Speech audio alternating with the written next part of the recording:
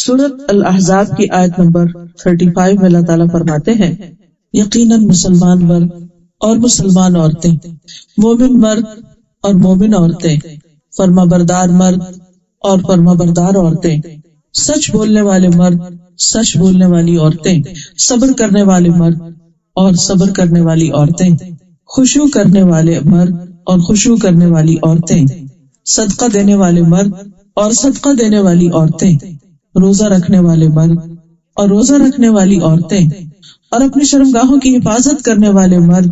اور شرمگاہوں کی حفاظت کرنے والی عورتیں، اور اللہ کو بہت زیادہ یاد کرنے والے مرد اور بہت زیادہ یاد کرنے والی عورتیں، ان سب کے لیے اللہ نے بخشش اور بہت بڑا اجر تیار کر رکھا ہے۔ سورۃ الاحزاب کی اس آیت سے پتہ چلتا ہے کہ اللہ سبحانہ وتعالی مسلمان عورتوں سے کچھ چیزوں کا تقاضا کرتے ہیں، کچھ خوبیاں ایسی ہیں کہ جو اگر ان میں پائی جائیں تو وہ پسندیدہ خواتین ہو سکتی۔ حقیقت یہ ہے کہ یہ دنیا اللہ نے بنائی ہے، ہمیں بھی اللہ نے بنایا ہے اور ہم نے واپس بھی اسی کے پاس جانا ہے۔ ہم سب کو یہ سوچنا چاہیے کہ جب ہم واپس اس کے پاس پہنچیں گے، اس کے سامنے کھڑے ہوں گے، تو اس وقت وہ ہماری کس بات سے خوش ہوگا؟ کیا ہم اس دن کے لیے اپنے آپ کو تیار کر رہے ہیں؟ اپنے اندر وہ مطلوبہ صفات پیدا کر رہے ہیں، وہ اخلاق پیدا کر رہے ہیں کہ جو اس کو پسند ہے، جو اس کو چاہیے اور جس کے بارے میں وہ سوال کرے گا اور جو اس سے ملاقات کے وقت اس کو راضی اور خوش کر دے گا۔ ہم سب کو گاہے بگاہے اپنے آپ سے یہ پوچھنا چاہیے، چونکہ ہم اس دنیا میں رہتے ہیں، ہمارے چاروں طرف ہمیں دنیا ہی نظر آتی ہے، لہٰذا ہم وہ بننے کی کوشش کرتے ہیں جو دنیا کے لوگوں کو پسند ہے، جس کی دنیا کی مارکیٹ میں ویلیو ہے، اور ہم یہ بھول جاتے ہیں کہ یہ دنیا ان کی نہیں، یہ بھی ہماری طرح عارضی طور پر اس دنیا میں رہ رہے ہیں۔ تو بجائے اس کے کہ ہم لوگوں کے سیٹ کیے ہوئے کرائیٹیریا کے مطابق اپنے آپ کو ڈھالیں اور لوگوں کی پسند کے مطابق ہم اس دنیا میں رہیں، ہم کیوں نہ اس رب کی مرضی اور اس کے بتائے ہوئے طریقے کے مطابق اس دنیا میں رہیں کہ جو ہی ہمارا یہ سفر اپنے اختتام کو پہنچے، اور ایک دن تو پہنچنا ہی، جیسے 2016 کل کی بات ہے شروع ہوا اور آج اس کا اختتام ہو رہا ہے، بالکل اسی طرح ہماری زندگی کا بھی اختتام ہو جائے گا ایک دن، وہ دن لازماً آ کر رہے گا۔ تو اس دن کے لیے مجھے تیاری کرنی ہے کہ اس دن مجھے خوش کرنے والی، میرے لیے سکون اور آرام کا باعث کون سی چیز ہوگی، اس دن میرے ساتھ جو سلوک کیا جائے گا وہ کس بنیاد پر ہوگا۔ اس دن کے لیے لازم ہے کہ ہم اپنے آج کے دن کو، آج کی زندگی کو ایسا بنائیں کہ جو کل فائدہ دے۔ خوش نصیب ہیں وہ لوگ کہ جن کے لیے اللہ سبحانہ وتعالیٰ فرماتا ہے رضی اللہ عنہم ورضوا عنہ، اللہ ان سے راضی ہو گیا اور وہ اللہ سے راضی ہو گئے۔ اور جب ان کے پاس موت آتی ہے تو فرشتہ آ کر کیا کہتا ہے؟ یا ایتھا النفس المطمئنۃ ارجعی الی ربک راضیۃ مرضیہ فادخلی فی عبادی وادخلی جنتی، کہ اے نفس مطمئنہ واپس چلو اپنے رب کی طرف، اس حال میں کہ تم رب سے راضی اور رب تم سے راضی، آؤ میرے بندوں میں داخل ہو جاؤ، میرے بندوں میں شامل ہو جاؤ، یعنی خاص بندے جو ہیں اس کے، آؤ میری جنت میں داخل ہو جاؤ۔ یہ ہے اصل کامیابی کہ جس انسان کو موت کے وقت یہ پکار آئے، یہ آواز آئے کہ اے رب سے مطمئنہ، رب تم سے راضی ہے، جیسے تم اپنے رب سے راضی ہو رب بھی تم سے راضی۔ آج ہم اپنے آپ سے پوچھیں کہ کیا میں اپنے رب سے راضی ہوں، اس کے احکامات پر، اس کے فیصلوں پر، اس کے دین پر، اس کے بتائے ہوئے طریقوں پر؟ کیا وہ جو کچھ مجھ سے چاہتا ہے میں اسے خوشی سے قبول کرتی؟ کیونکہ اصل کامیابی اسی میں ہے، اور اسی کا ذکر ان آیات میں کیا گیا ہے کہ وہ کون سی صفات ہیں کہ جو ایک مسلمان کے اندر ہونی چاہیے، مرد ہو یا عورت ہو۔ مردوں اور عورتوں کا ساتھ ساتھ ذکر کیا گیا، اور تمام صفات میں دونوں برابر کے شریک ہیں، کوئی ڈسکریمنیشن نہیں، کوئی فرق نہیں، جو مردوں سے چاہا گیا وہی عورتوں سے چاہا گیا۔ تو آئیے ہم دیکھتے ہیں کہ ان آیات میں ہم سے کیا کہا گیا ہے، اور پھر یہ کہ صحابیات کی زندگی کیسی تھی، جو اللہ کی پسندیدہ ترین خواتین تھیں، انہوں نے زندگی کیسے گزاری، اللہ تعالیٰ ہم سے کیا چاہتا ہے۔ تو سب سے پہلی چیز، ایک مثالی مسلمان خاتون جو ہوتی ہے اس کا اپنے رب سے ایک مضبوط تعلق ہوتا ہے. فرسٹ اینڈ فور موسٹ اپنے رب کے ساتھ ون آن ون کنیکشن، اپنے رب پر ایمان لانا اور اس کے دین کو، اس کے بتائے ہوئے طریقہ زندگی کو خوشی سے قبول کرنا. تو سب سے پہلی چیز ایمان ہے، اور اس میں ہم دیکھتے ہیں کہ سب سے پہلی عورت جو نبی صلی اللہ علیہ وسلم پر ایمان لائی وہ حضرت خدیجہ رضی اللہ تعالی عنہا ہے. آپ جس حالت میں دنیا میں یعنی غار حرا سے تشریف لائے تھے، آپ ڈرے ہوئے تھے، گھبرائے ہوئے تھے، خوف زدہ تھے، لیکن حضرت خدیجہ رضی اللہ تعالی عنہا نے آپ کو دیکھتے ہی آپ پر کوئی شک نہیں کیا، وہ خوف زدہ نہیں ہوئی، بلکہ انہیں پورا یقین تھا کہ جس شخص کے اندر ایسا اخلاق ہے جس کا وہ ذکر بھی کرتی ہیں کہ جو دوسروں کی مدد کرنے والا ہے، جو غریبوں کے کام آنے والا ہے، اس کو اللہ تعالیٰ رسوا نہیں کرے گا. اور آپ نے جب بتایا انہوں نے کیا دیکھا کہ فرشتے کو اس طرح دیکھا اور ان کو کیا دیا گیا، اقرا بسم ربک الذی خلق، تو فوراً آپ پر ایمان لے آئے. نبی صلی اللہ علیہ وسلم نے فرمایا وہ مجھ پر اس وقت ایمان لائی جب لوگوں نے میرا انکار کیا،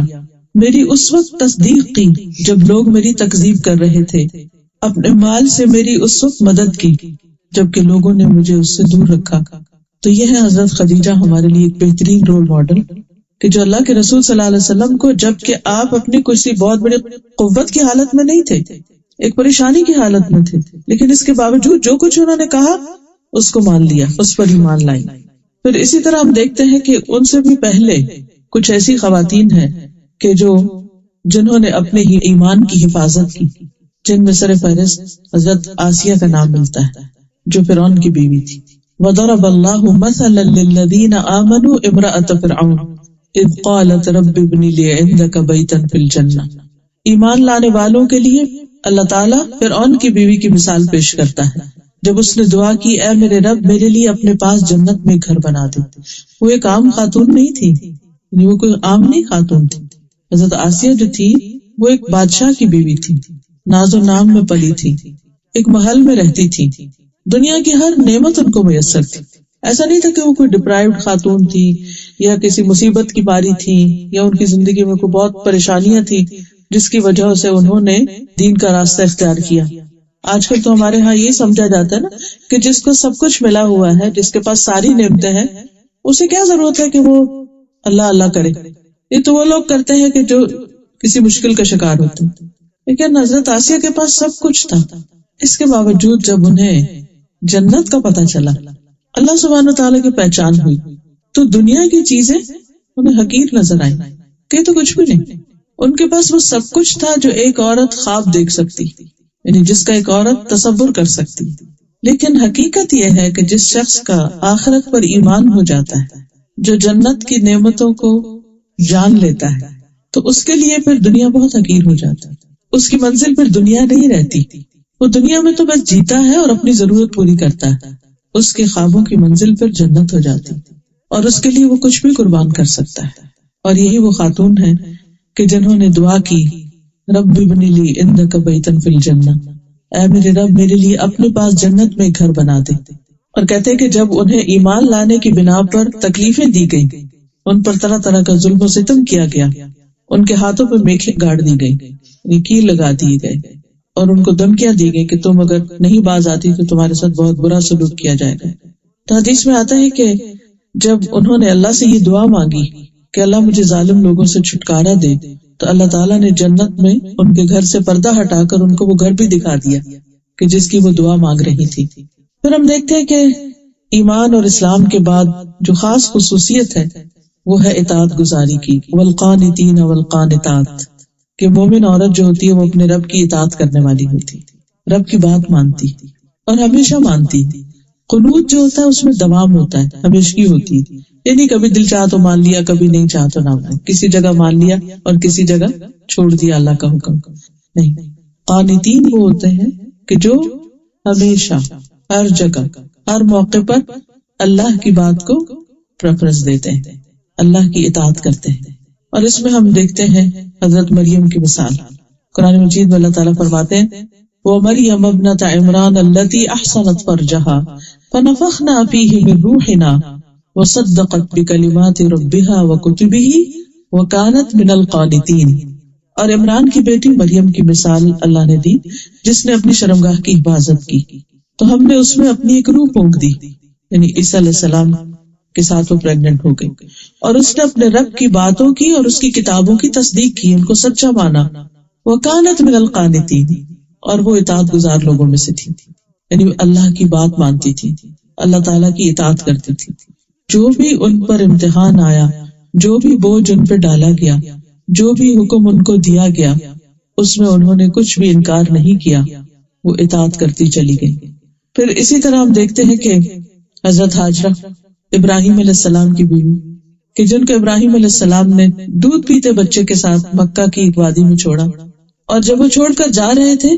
تو وہ پوچھ رہی تھی کہ آپ ہمیں یہاں چھوڑ کے جا رہے ہیں، یہاں تو کوئی بھی نہیں، آپ ہمیں یہاں چھوڑ کے جا رہے ہیں۔ ابراہیم علیہ السلام پیچھے مڑ کے بھی نہیں دیکھ رہے تھے، پھر آگے چلے گئے، پھر وہ پیچھے گئی، پھر آخر انہیں خود ہی خیال آیا کہ ابراہیم علیہ السلام تو اللہ کے بڑے اطاعت گزار ہیں، کہ اللہ ہی کا حکم ہوگا تو یہ ایسا کر رہے ہیں، کہنے لگے کیا اللہ نے آپ کو ایسا حکم دیا؟ تو جب انہوں نے کہا کہ ہاں، کہنے لگے پھر اللہ ہم کو ہرگز ضائع نہیں کرے گا، اور وہ خوشی سے اس جگہ پر ایک بچے کے ساتھ تنہا رہ گئی۔ یہ کوئی معمولی بات نہیں ہے، وہ مکہ آج کا مکہ نہیں تھا، وہاں ماں اور بیٹے کے سوا کوئی تیسری مخلوق نہیں تھی، حتیٰ کہ پرند چرند بھی نہیں تھی، کیونکہ پانی نہیں تھا، جہاں پانی نہیں ہوتا وہاں لائف ہی نہیں ہوتی۔ پھر جب زمزم اللہ سبحانہ وتعالیٰ نے ان کو عطا کیا تو پانی کی وجہ سے پھر پرندے آئے، پرندوں کو دیکھ کر راہ گزرتے مسافر بھی آ گئے۔ لیکن یہ اطاعت کی کتنی بڑی مثال ہے، بہت بڑی قربانی۔ اور یہ بھی آپ دیکھیے کہ مصر کی رہنے والی تھی، ایک ترقی یافتہ ملک تھا، اور ایک بادشاہ کے پاس تھی جس نے حضرت سارہ کے ساتھ برا سلوک کرنا چاہا تو اللہ